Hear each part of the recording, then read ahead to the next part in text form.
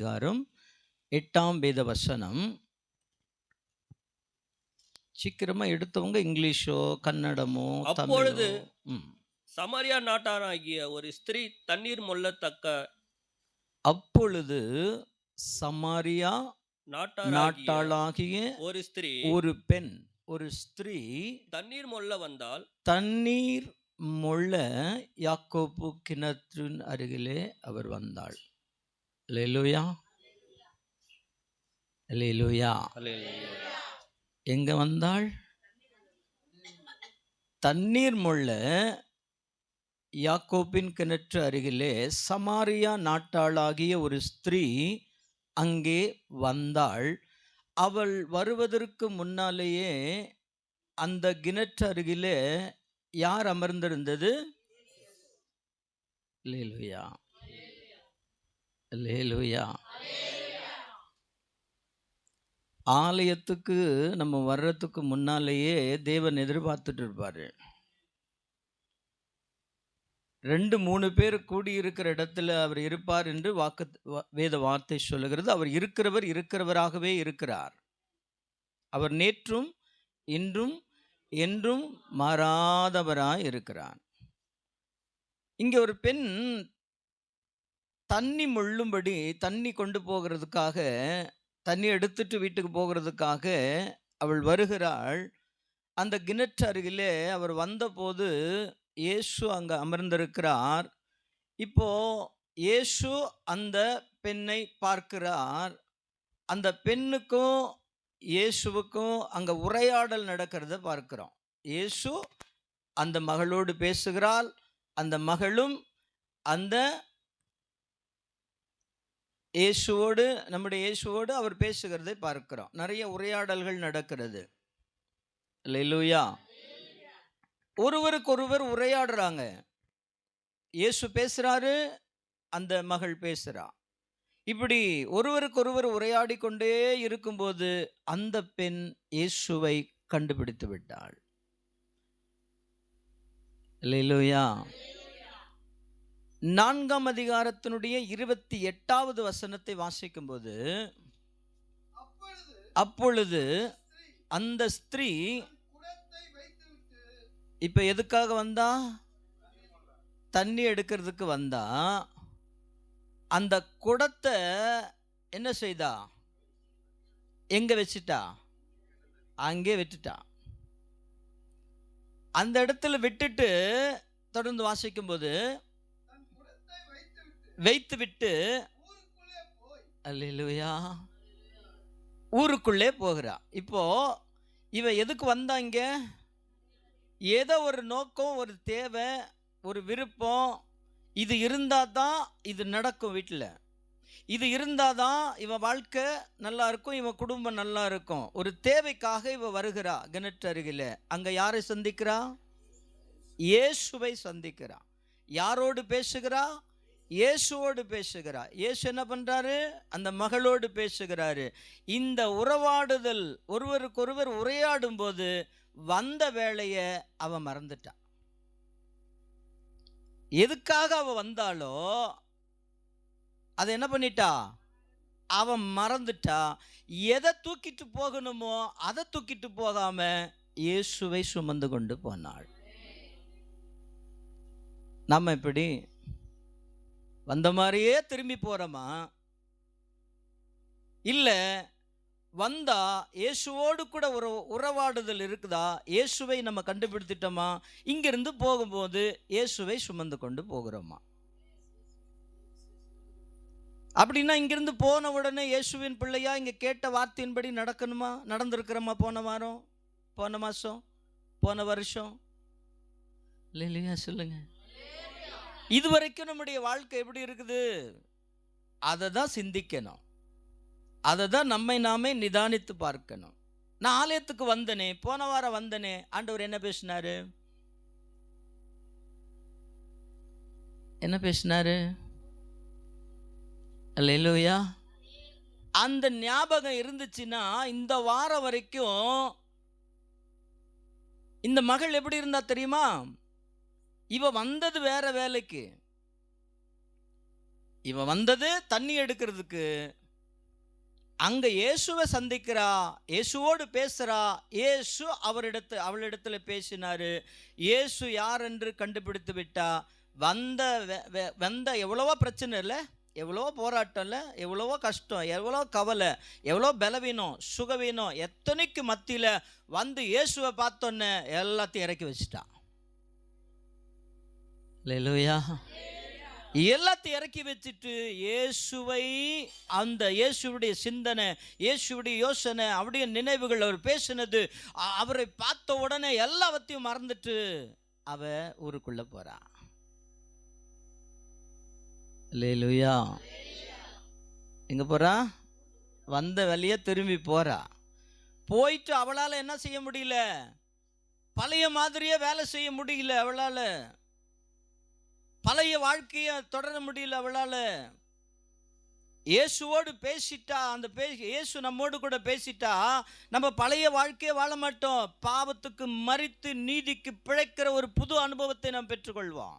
ஒரு வித்தியாசம் நமக்குள்ள தெரியணும். இயேசுவோடு உறவாடுகிறவங்களுக்கு ஒரு வித்தியாசம் இருக்கணும். அப்படியே வர்றது, அப்படியே உக்காடுறது, அப்படியே போகிறது, நான் எப்படியே நம்ம தொடர்ந்து போன வாரம் செஞ்சேன், போன மாதம் செஞ்சேன், இன்னைக்கு செய்வேன், நாளைக்கு செய்வேன், அதெல்லாம் கிறிஸ்தவ வாழ்க்கை. அதுக்கு இல்லை ஆலயத்துக்கு வர்றது. ஒரு வித்தியாசம் இருக்கணும். அல்லேலூயா. பேச்சில் வித்தியாசம் இருக்கணும், நடையில் வித்தியாசம் இருக்கணும், குடும்ப வாழ்க்கையில் ஒரு வித்தியாசம் இருக்கணும், ஒரு மாற்றம் இருக்கணும். ஐயோ எப்படி இருந்தா இந்த பொண்ணு, இப்போ எப்படி வாயாடி, எப்படியெல்லாம் உலகத்தின் பக்கம் போயின்னு இருந்தா, என்ன பேச்செல்லாம் வித்தியாசமாக இருந்தா. ஆனால் இந்த மகள் பாரு, இந்த மகன் பாரு, இப்போ பேச்சு வித்தியாசம், ட்ரெஸ் வித்தியாசம், உலகத்தான் போல இல்லை, வித்தியாசம் தெரியுது, ஏதோ ஒரு மாற்றம் தெரியுது அப்படின்னு சொல்ற அளவுக்கு நம்முடைய வாழ்க்கை இருக்குதா? இல்லைன்னா இன்னைக்கு யோசித்து பார்க்கணும். என் ஃப்ரெண்டு அப்படி இருக்கிறான், அவன் புறவினித்தான், இயேசுவை தெரியாதவன், அவனுடைய முடி இப்படி இருக்குது, அவனுடைய ட்ரெஸ்ஸிங் சென்ஸ் அப்படி இருக்குது, அவன் பேச்சு அப்படி இருக்குது, அவனுடைய நடை இப்படி இருக்குது. மற்றவங்க இயேசுவை பற்றி தெரியாதவங்க அப்படி இருக்கிறாங்க, இப்படி இருக்கிறாங்க. நானும் இப்படி இருக்கக்கூடாது, அவங்களை போல இருக்கக்கூடாது, நான் வித்தியாசம் உள்ளவனாக இருக்கிறேன். அல்லேலூயா, அல்லேலூயா. அதுதான் கிறிஸ்து இன் அப்படின்னா, கிறிஸ்துக்குள்ள, கிறிஸ்து எனக்குள்ள இருக்கிற ஒரு அனுபவம். வித்தியாசம் தெரியணும். பேச்சில், நடத்தையில், செயல்களில், நம்முடைய நடவடிக்கைகளில். இவ்வளோ நாள் இப்படி இருந்தாங்களே, ஐயோ சர்ச்சுக்கு போகிறவங்க அப்படியே நம்மளை பார்த்து, நம்மை பார்க்கிறவங்க இயேசுவை பார்க்கணும். இல்லையா சொல்லுங்க. அந்த அம்மாவா, ஐயோ அந்த பையனா அவன் சர்ச்சுக்கு போகிறான், ஐயோ அந்த அம்மாவா, அந்த பொண்ணா சர்ச்சுக்கு போகுது பாரு, அப்படி சொல்லக்கூடாது. அல்லேலூயா. வித்தியாசம் தெரியணும். தண்ணி எடுக்க குடத்தோடு வந்தவ குடத்தை வச்சுட்டு 42வது வசனத்தை வாசிங்க, அந்த 38 வாசிங்க. சரி 42 வாசித்தீங்க. ம் ம் ம் அந்த 38 வாசிங்க, அப்புறமா வாசிக்கலாம்.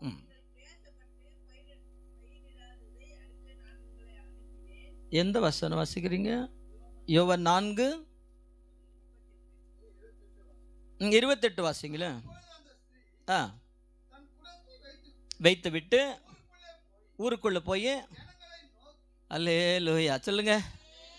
இப்ப யாரை சந்திச்சா? இங்க எதுக்கு வந்தா? அதை மறந்துட்டா. இயேசுவோடு பேசின ஒரு அனுபவம் கிடைச்ச உடனே அதை ஜெபிக்கிற அனுபவம். நான் பேசுற, இயேசு என்னோடு பேசுறாரு, அதுதான் ஜெபம். நானே பேசிக்கிட்டு இருக்கிறது ஜெபம் இல்லை. ஜெபம் என்பது என் விருப்பத்தை தெரியப்படுத்துறது, கர்த்தருடைய சித்தத்தை அறியறது, அதுதான் ஜெபம். நானே பேசிக்கிறது இல்லை. என்னை பற்றி தெரியுமா, என் பிரச்சனை தெரியுமா, என் கவலை தெரியுமா, என் பலவீனம் தெரியுமா, அது தெரியுமா, இது தெரியுமா அப்படின்னு பேசிட்டே முடிச்சுட்டு வர்றதல்ல. கர்த்தர் என்ன பேசுறாருன்னு கேட்கறது. அவள் குடத்தை வைத்து விட்டு எங்க போனா? எங்க போயிருக்கணும்? அவ எங்கிருந்து வந்தாவ? அல்லேலூயா. அதுலேயும் ஒரு மாற்றம் வேணும், ஒரு வித்தியாசம் வேணும். அதுக்காக நீங்கள் வேற எங்கேயாவது போயிடாதீங்க. அல்லேலூயா. அவ ஊருக்குள்ளே போறா, எங்கே போனாலும் வீட்டுக்கு தானே போகணும். அப்படியே பார்த்துட்டே இருக்கக்கூடாது. ஆமாவா இல்லையா? அல்லேலூயா. இப்போ இயேசுகிட்ட பேசிட்டா, இப்போ குடத்தை வச்சுட்டா, எங்கே போகிறா? ஊருக்குள்ளே போய் என்ன பண்ணா? வாசிங்க. நான் செய்த எல்லாவற்றையும் ஆ ஒரு மனுஷன் எனக்கு சொன்னார், ஆ அவரை வந்து பாருங்கள், ஆ அவர் கிறிஸ்து இப்போ என்ன தானோ சொல்றா என்றார். தெரியுமா? ஒரு மனுஷன் அதை சொன்னா, ஆனா அவன் மனுஷன் அல்ல, அவர் மனுஷன் அல்ல. அல்லேலூயா சொல்லுங்க. மனுஷன் வழியா பேசினாரு, ஆனா மனுஷன் தான் பேசினாரு, ஆனா கர்த்தர் தான் பேசினாரு. இதுதான். அல்லேலூயா. ஒரு மனுஷன் பேசினாரு, எல்லாவற்றையும் சொன்னாரு, ஆனால் அவர் கிறிஸ்துவா இருப்பாரு அப்படின்னு சொன்ன உடனே 42வது வசனத்தை வாசிங்களேன். அப்புறம் எல்லாரும் சொல்றா, அவன் எல்லாருக்கும் சொல்றா இயேசுவை பத்தி. அந்த ஸ்திரியை நோக்கி, ஆ, உன் உன் சொல்லின் நிமித்தம் அல்ல, ம், அவருடைய உபதேசத்தை நாங்களே கேட்டு ஆ, அவர் மெய்யா கிறிஸ்துவாகிய உலக இரட்சகர் என்று அறிந்து விசுவாசிக்கிறோம் என்றார்கள். எத்தனை பேரு? அப்படியே தொடர்ந்து அந்த 28லிருந்து வாசித்து வந்தீங்கன்னா, அவ போய் ஊருக்குள்ள போய் சொல்றாள், அவரை பார்க்கிறதுக்கு அவ சொன்ன ஒரு வார்த்தை. அவ யார்? இப்போ அவ ஏற்கனவே அவளை பத்தி எல்லாத்துக்கும் தெரியும். 5 பேர் இருக்கிறாங்க, இப்போ ஒருத்தர் கூட இருக்கிறாங்க, அவங்க அத்தனை புருஷனை கொண்டவங்க, அவங்க வாழ்க்கை எப்படின்றது தெரியும்.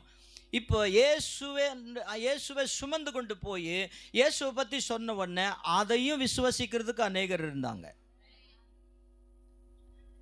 பலவீனங்களாக இருக்கலாம், பாவியாக இருக்கலாம், ஒரு நாளில் எப்படி வேணாலும் இருந்திருக்கலாம் நம்முடைய வாழ்க்கை.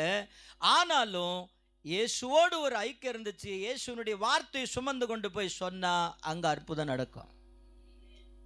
இதை கேட்ட அநேகர் இயேசுவை பார்க்க வர்றாங்க. வந்து இயேசு அவங்களோட உறவாடுறாங்க, இயேசுவும் அவங்களோட உறவாடுறாரு. அதெல்லாம் கேட்ட உடனே மறுபடியும் இந்த ஸ்திரியை பார்த்து சொல்கிறாங்க, நீ சொன்னதுனால இல்லை, நாங்களே அதை கண்டுபிடிச்சிட்டோம். அல்லேலூயா சொல்லுங்க. அல்லேலூயா, அல்லேலூயா. நம்மள மறந்துடணும். அவங்க யாரை பிடிச்சு கொள்ளணும்? நான் சொன்னேன், நான் சொல்லி ஜெபம் பண்ணேன், நான் கை வச்சு ஜெபம் பண்ணேன், அவங்களுக்கு நான் சுவிசேஷம் சொன்னேன், அவங்க என்னை மதிக்கிறது இல்லை, அதெல்லாம் கூடாது. நம்மள மறந்துடணும். ஆவியானவர் தான் சொல்கிறாரு, நீ சொன்னதுனால இல்லை, நாங்களே அவரை கண்டு விசுவசித்தோம். அப்படி சுவிசேஷம் அறிவிக்கணும், அப்படி இயேசுவை பற்றி சொல்லணும், எந்த எதிர்பார்ப்பும் இல்லாமல். அல்லேலூயா. இப்போ நம்ம வாழ்க்கை எப்படி இருந்திருக்குது? இப்போ நம்முடைய வாழ்க்கை எப்படி இருக்குது? இனிமேல் எப்படி இருக்க போகுது? நேற்று எப்படியோ இருக்கட்டும், இன்றைக்கி ஆண்டவருடைய வார்த்தை கேட்குறோம். நாளைக்கு எப்படி இருக்க போகிறீங்க? இங்கேருந்து போகும்போது ஒரு நோக்கத்தோடு, ஒரு குறிக்கோளோடு நீங்கள் இங்கேருந்து புறப்பட்டு போகணும். வாழ்ந்தால் இயேசுவுக்காக வாழ்வேன். அல்லேலூயா. அவங்கள மாதிரி, இவங்கள மாதிரி, பக்கத்து வீட்டுக்காரங்க மாதிரி, 3வது வீட்டுக்காரங்க மாதிரி, அடுத்த தெருவில் இருக்கிறவங்க மாதிரி, அடுத்த ஊரில் இருக்கிறவங்க மாதிரி, சினிமாவில் நாடகத்தில் வர்றவங்க மாதிரி எல்லாம் என் வாழ்க்கை இருக்கக்கூடாது. இயேசுவை போல இருக்கணும். இயேசு என்னோடு என்ன சுவிசேஷன்றது என்னங்க?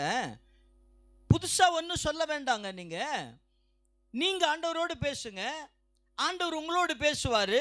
அவர் என்ன பேசுகிறாரோ மற்றவங்கள்ட்ட போய் சொல்லுங்க. அதுதான் சுவிசேஷம். புரியுதா இல்லையா? ஆமாவா இல்லையா? முறைச்சு பார்க்குற மாதிரியே இருக்குது. அல்லேலூயா. கையை உயர்த்தி சொல்லுங்க, 2 கையை உயர்த்தி.